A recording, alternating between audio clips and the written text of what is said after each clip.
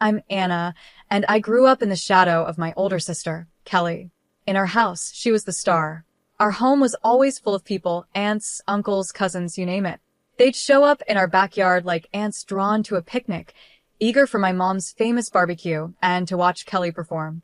Our backyard felt like a stage, with a neatly trimmed lawn and a big oak tree that made the perfect backdrop. Dad would light the grill, and the smell of charcoal and sizzling meat would fill the air. Mom was always rushing around, making sure everyone had a drink in their hand. Kelly, sweetie, Aunt Cheryl would call out over the noise. Why don't you sing us a song? And just like that, all eyes turned to Kelly.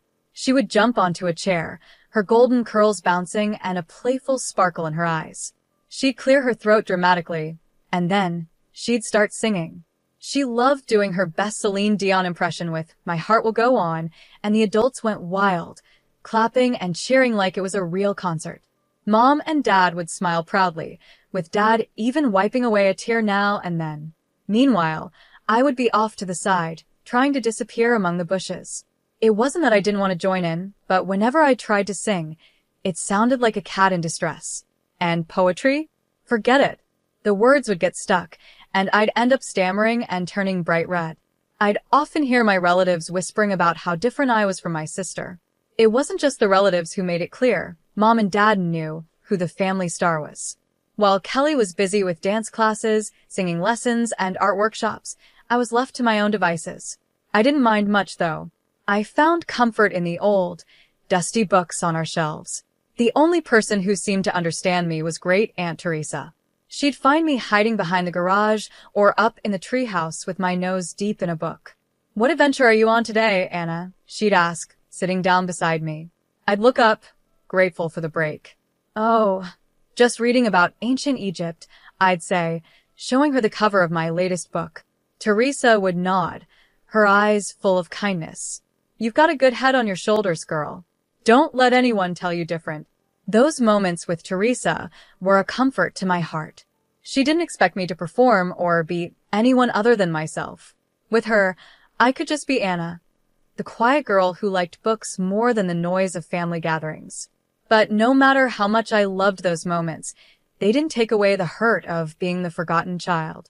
Every time Kelly learned a new song or won another award, my parents would praise her and shower her with gifts, new clothes, the latest gadgets, you name it. And me? I got hand-me-downs and long sighs of disappointment. School became my escape. I wasn't the most popular kid, but I found my place in the classroom. I wasn't happy just sitting back and listening. I needed to understand everything. "Mrs. David," I'd ask after class, my voice calm but sure, "could you go over that part about mitosis again?" I didn't quite get it. She'd smile, clearly happy that I cared. "Of course, Anna. Let's go over it together." If a teacher didn't have time, I'd ask for book recommendations. Soon, my backpack was stuffed with extra reading material.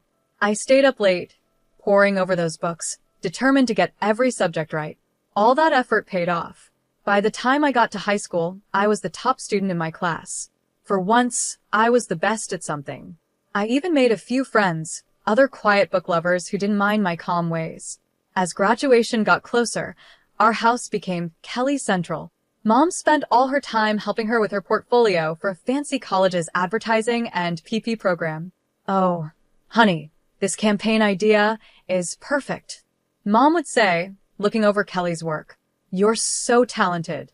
I'd roll my eyes and go back to my room, burying myself in my studies. But one night, during yet another family dinner all about Kelly's college plans, I couldn't hold back anymore. "I'm going to college too," I blurted out. "I want to study management." The silence was heavy, and then, to my shock, they all burst into laughter. "Oh, sweetie," Mom said, wiping tears from her eyes. "We don't have money for that. You'll need to get a job after graduation.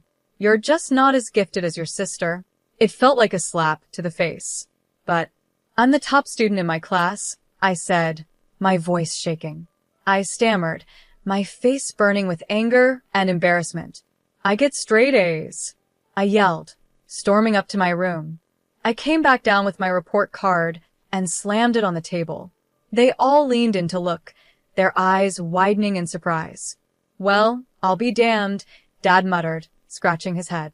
When did this happen? It's been happening for years. I snapped. Not that any of you ever noticed. Mom looked guilty. Her face flushed. Anna, we had no idea, she began, but Dad cut her off. Look, it doesn't change anything. We've spent all our savings on Kelly's education. There's nothing left for you, Anna. I'm sorry, but that's just the way it is. You'll go work at my cousin Gary's restaurant after graduation. I turned and ran, ignoring their voices. I sprinted up the stairs to my room and slammed the door so hard the walls shook. I collapsed on my bed, sobbing until I felt something inside me harden. Fine, I thought, clenching my fists. If they won't help me, I'll find another way. I'll show them what I can do. The next few months were a blur. Kelly went off to college, her departure filled with tearful goodbyes and proud hugs from our parents. Meanwhile, I threw myself into my studies like never before, determined to finish at the top of my class. During that time, I spent more and more afternoons at Great Aunt Teresa's cozy house. It became my escape from the tension at home. One sunny afternoon, as we sat in her warm kitchen drinking tea, she asked the question I had been dreading.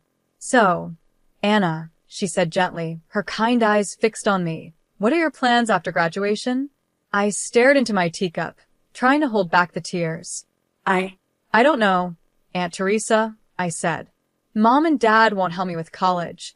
They say there's no money left after paying for Kelly's education.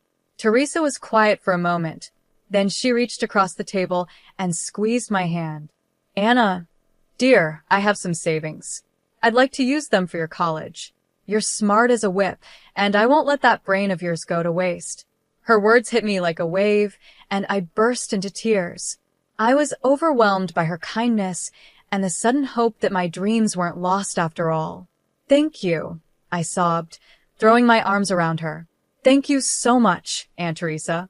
The months flew by, and before I knew it, I was walking across the stage at graduation with my diploma in hand. As I looked out at the crowd, I saw Aunt Teresa smiling proudly. My parents were there too, but they looked more awkward than proud.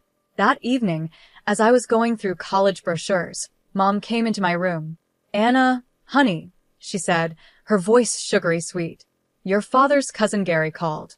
He's got a waitressing job for you at his restaurant. Isn't that exciting? I took a deep breath. Actually, Mom, I won't be needing that job. I'm going to college. Dad appeared in the doorway, frowning. And how exactly do you plan to pay for that? Aunt Teresa is helping me, I said, holding my head high. She's giving me her savings for tuition. The silence that followed was almost funny. Then, to my surprise, Dad's face turned red with anger. Absolutely not, he shouted. If Teresa has money to spare, it should go to Kelly. She needs a car for her job in advertising after she graduates next year. I couldn't believe what I was hearing. Are you serious? I snapped. This is my chance to get an education and make something of myself. Don't be selfish, Anna, Mom added. Your sister needs that money more than you do.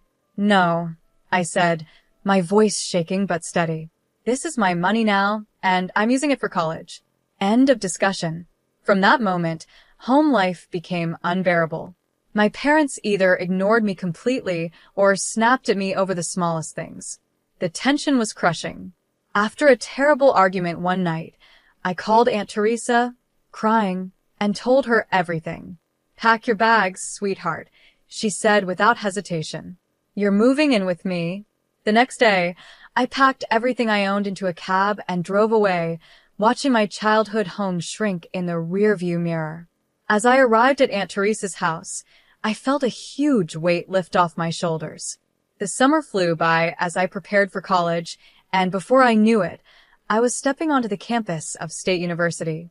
Thanks to my high grades and Aunt Teresa's kindness, I got into the management program I had always dreamed of. On the first day of classes, I felt like I was floating as I sat in my introduction to business lecture, soaking in every word. I couldn't help but think, I made it. I'm really here. Meanwhile, Kelly was starting her senior year at her fancy college. I hadn't heard much from her or my parents since I moved out, but I tried not to let it bother me. I was too busy enjoying my new freedom and the thrill of college life. Then, about a month into the semester, Aunt Teresa called. "Anna, dear," she said, sounding hesitant, "I think you should sit down for this." My heart pounded as she told me the news I'd missed. Apparently, Kelly had come home out of nowhere and announced she had dropped out of college. The reason? She was pregnant. According to Aunt Teresa, Kelly had acted like it was no big deal, saying, "Oh, don't worry." Kelly had just tossed her hair and said, "Don't worry. The baby's father is rich. We'll be getting married soon." But things didn't turn out that way. It turned out Kelly's boyfriend wasn't as loyal as she believed, and when he found out she'd been with his friend too, everything blew up. Now, nobody was sure who the real father was. Aunt Teresa sighed as she told me the story. I sat there with the phone pressed to my ear, trying to take it all in. A small part of me felt a twisted satisfaction. The golden child had finally fallen. But mostly, I just felt sad for Kelly and the mess she was in. The drama went on for months. Aunt Teresa kept me in the loop with all the family gossip from gatherings I no longer attended. When Kelly's baby was born, a DNA test confirmed that her boyfriend was indeed the father. But instead of the dream wedding Kelly had imagined, he only agreed to pay child support. The final blow came when Kelly, desperate for money, ended up working as a waitress at Uncle Gary's restaurant, the same job my parents had tried to push on me. After I hung up the phone, my emotions were all over the place. A small, petty part of me wanted to gloat and show off my success to my family. But mostly, I felt deeply grateful for how far I'd come. The next few years flew by in a whirlwind of classes, exams, and late-night study sessions. Before I knew it, I was walking across the stage at graduation, holding my hard-earned management degree. As I looked out at the crowd, I saw Aunt Teresa smiling proudly, tears of joy in her eyes. Because of my top grades and great recommendations from my professors, I landed a manager position at the Gilded Fork, one of the top restaurants in the city. The salary was more than I had ever dreamed of, and for the first time in my life, I felt truly accomplished. When I got my first paycheck, I knew exactly what I wanted to do.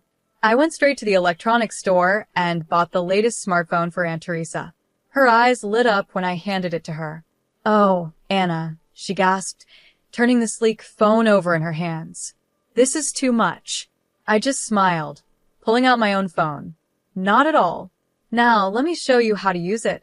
Over the next few weeks, I taught Aunt Teresa everything about social media. She picked it up quickly, especially enjoying YouTube's video feature. Soon, her page was full of videos, her garden, her cat, and her famous apple pie in all its stages of preparation. I'd watch Aunt Teresa's videos during my lunch breaks, always leaving a comment or a like. It became our way of staying connected, even when work kept me busy. One day, as I was getting ready for the dinner rush, my phone buzzed. I glanced at it and was surprised to see my mother's name. We hadn't spoken in years. "Anna," she said, her voice hesitant. "We were hoping you might come over to talk." After a long pause, I agreed. That Friday, I found myself standing on the porch of my childhood home, my hand hovering over the doorbell. Before I could press it, the door swung open. "Anna." My mother pulled me into a tight hug. "Oh, sweetie, it's so good to see you." Inside, I saw my father, Kelly, and a toddler I assumed was my niece. The atmosphere was tense, but not as hostile as I'd feared. "You look good, kiddo," Dad said, his voice gruff but friendly. "We hear you're doing well for yourself." I nodded, still a bit cautious. "I am. I'm a manager at the Gilded Fork now." Their eyes widened when I mentioned the restaurant's name. Mom cleared her throat. That's wonderful, dear. Actually, that's part of why we wanted to talk to you." For the next hour, they apologized for how they had treated me, admitting they were wrong to dismiss my potential. Then they got to the real reason for the visit. "Anna," Mom said, glancing at Kelly, we were wondering if you could help Kelly get a job at your restaurant." I looked at my sister, who was bouncing her daughter on her knee. She wouldn't meet my eyes. "I'll see what I can do," I said finally. "No promises, but I'll ask." True to my word, I spoke to Mr. Brandon, the restaurant owner, about Kelly. To my surprise, he agreed to give her a chance as an administrator. Kelly started the following week. I kept an eye on her, half expecting her to mess up or cause problems, but she surprised me. She was punctual, efficient, and the customers loved her friendly attitude. As the weeks went by, I found myself easing up around her. We weren't best friends, but we developed a respectful working relationship. Just when I thought everything was settled, life threw another surprise my way, this time a good one. One day, Mr. Brandon called me into his office. My heart pounded, worried I might be in trouble. But instead, he smiled and said, "Anna, how would you like to help me expand the business?" Before I knew it, I was stepping into a new chapter. I was in charge of opening not one, but 4 new restaurants. My days were packed with staff meetings, menu tastings, and crunching numbers. It was exhausting, exciting, and everything I had ever wanted. The promotion came with a big raise, and suddenly I had more money than I knew what to do with. That's when the calls from my parents began. At first, it was small things. "The roof is leaking," Mom would say, hesitantly. "We were wondering if you might be able to help out a little." It felt surprisingly good to say yes, to fix their problems with a simple transfer of money. It started with the roof, then a new water heater, and soon enough, I was paying for a complete home renovation. As their financial situation improved, thanks to the allowance I was sending them each month, the family gatherings returned. But this time, it was different. "Have you heard about Anna's latest project?" Mom would proudly tell the relatives. "She's opening a new restaurant downtown. We're so proud of her." I'd catch Kelly's eye across the room, and she'd give me a small smile. She was doing well, too, having been promoted to head administrator at the Gilded Fork. "My girls," Dad would say, putting an arm around each of us. Both of them making their old man proud. Part of me wanted to be bitter, to remind them of how they treated me before, but a bigger part of me just enjoyed their approval, something I had wanted for so long. As I drove home that night, a feeling of contentment washed over me. After all these years, I finally had what I'd always wanted, success in my career and the love and appreciation of my family. I was the golden child now, but more importantly, I was my own person, standing on my own 3 feet. It was a quiet Friday afternoon when everything came crashing down. I was scrolling through YouTube, sipping my coffee, when I saw that Aunt Teresa had posted a new video. It was from one of the family parties I'd missed because of work. Smiling, I clicked play, expecting to see the usual fun and laughter.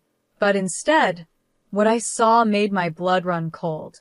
There, clear as day, were my parents, their faces red from drinking and self-importance. Mom was waving her hands around, her voice slurred but unmistakable. "And Anna, that ungrateful little freeloader," she said. "She barely gives us anything. We're not made of money, you know." Dad joined in, his face flushed. "That's right. We're doing just fine. Thanks to our Kelly.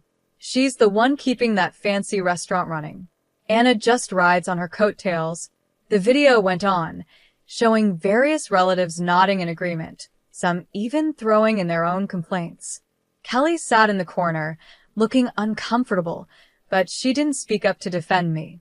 As the video ended, I just sat there, stunned. I sat there, stunned. How could they do this? After everything I had done for them, after all the money I had given them, how could they say such terrible, false things? My hands were shaking as I scrolled down to the comments. There I saw a series of messages from my parents. "Teresa, delete this video right now. You had no right to post this. Take it down immediately." But Aunt Teresa's reply brought me to tears. "I don't know how to delete videos," she wrote, "and even if I did, I wouldn't. It's time everyone saw the truth about how you treat Anna. She's the one supporting you, and this is how you repay her kindness. Shame on you both." I sat there for what felt like hours, watching the video over and over, reading the comments again and again. The betrayal cut deep, reopening old wounds I thought had healed. Finally, I picked up my phone and called Aunt Teresa. "Oh, Anna, dear," she said as she answered, her voice full of sympathy. "I guess you've seen the video." "Yeah," I choked out, my voice raw from crying. "I can't believe it, Aunt Teresa. How could they? I could hear the anger in her voice. They've always been like this, Anna. You just weren't around to see it. I'm so sorry you had to find out this way, but maybe it's for the best. You deserve to know the truth. We talked for hours, with Aunt Teresa comforting me as I moved through shock, anger, and sadness. As night fell, I made a decision. I'm cutting them off, I said, my voice steady despite the pain. No more money, no more help. They made their choices. Now they can deal with the consequences. The days after the video were some of the hardest in my life.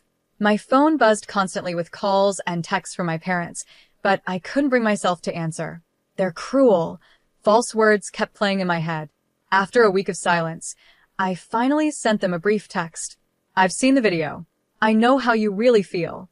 Don't contact me again. The money stops now. Their replies came flooding in right away. At first, they were apologetic. Anna, sweetie, we're so sorry. We didn't mean any of it. Please forgive us. But as I kept my silence, their tone changed. We're your parents. You owe us. Each message felt like another stab, but I stayed strong. I had given them chance after chance, and they had only hurt me. It was time to end the cycle. Surprisingly, Kelly stayed out of it. At work, she continued to be the perfect employee, efficient and professional. If she was upset about losing our parents' financial support, she didn't show it. Our interactions remained polite but distant. I'm not taking sides, Kelly told me one day after a staff meeting. It's between you and them. I nodded, appreciating that she was staying neutral, even though part of me wished she would stand up for me. But I understood. She had her own child to worry about now. As weeks turned into months, I found myself relying heavily on Aunt Teresa. Our Friday video calls became the highlight of my week. She would tell me stories about her garden or her latest baking adventures, giving me a much-needed break from the chaos my life had become.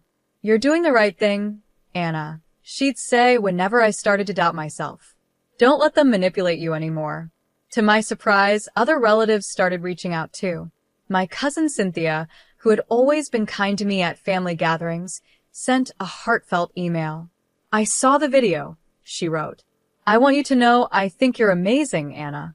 What you've achieved, how you've helped everyone. You're an inspiration. Don't let anyone tell you otherwise. Uncle Frank, Dad's brother, called me out of the blue. Kid, I've watched you grow up into an incredible woman. Your parents are fools if they can't see how special you are. You've got family in your corner. Remember that. These words of support felt like healing for my wounded heart. I realized that while I might have lost my parents, I had gained a family who valued me for who I truly was. As the year came to an end, Mr. Brandon called me into his office. I went in, nervous, worried that the family drama might have affected my work. But instead, he greeted me with a big smile.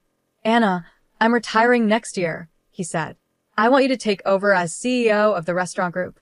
I stood there, stunned, unable to speak. Finally, I managed to stammer. Are you sure? He nodded, his eyes shining. I've never been more sure of anything. You've earned this, Anna. You're the reason this business has flourished. It's time you took the reins. As I left his office, my mind spinning with excitement, I realized something important. The little girl who had once been ignored and underestimated had grown into a woman who exceeded everyone's expectations, including her own.